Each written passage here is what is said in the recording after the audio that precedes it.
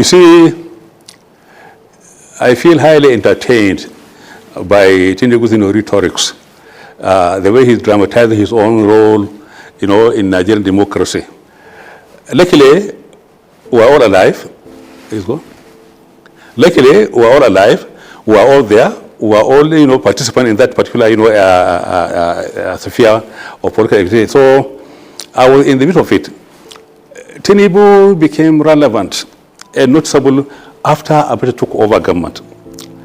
Before then, he was the Senate, one of the secretary of the party. And with all respect to him, you see, he was part of those people who were supporting Babangida's annulment of June 12. He was part of it. His own mother, Haja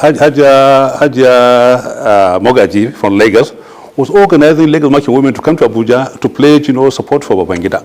I'm saying this because it's simply history. I mean no harm. I mean don't mean to embarrass him.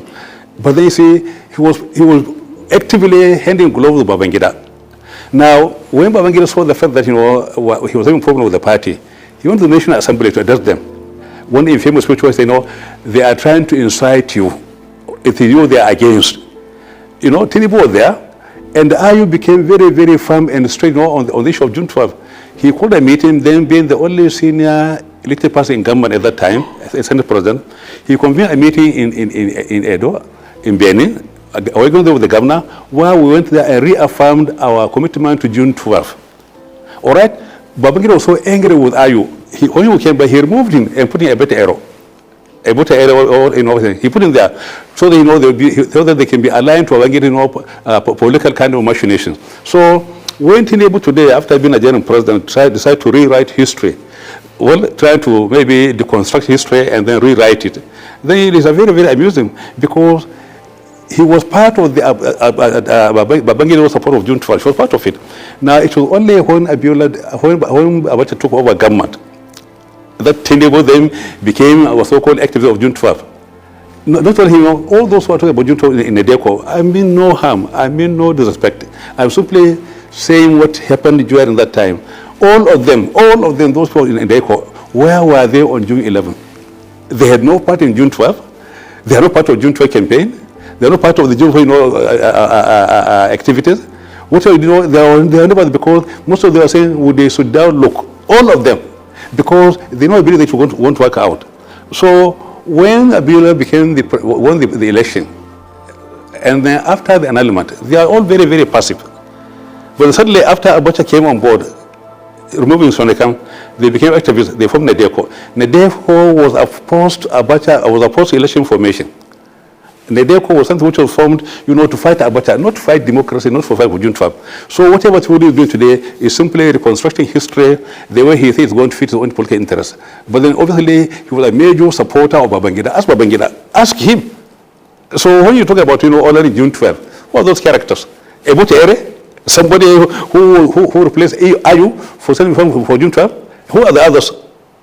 All of them. So he ran away. We stayed behind. We fought Abacha.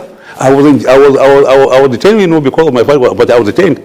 Really was detained. So all of us, Adamu Churuma, Bola Ege, Yoche Ayu, and many others, Bagaji, all of them were there. We fought Abacha. We fought him because we were willing to risk our lives. Tinubu ran away. He was not in the country. He only came back after the whole thing was, after the call was very, very clear. So what I'm saying is, all those advocates of June 12, they are more concerned with the bath water rather than the baby. They are more concerned because most of them were at the end of the meal when the product was being processed. They simply picked up the product.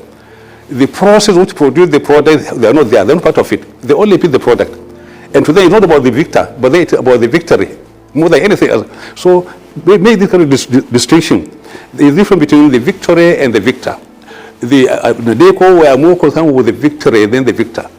As far as they are concerned, in the bathwater they are trying to use, they are trying to hang on to their own kind of riding on top to reinvent, history in Nigeria. Otherwise, I feel embarrassed for the president for the way he's talking. Honestly, ask anybody.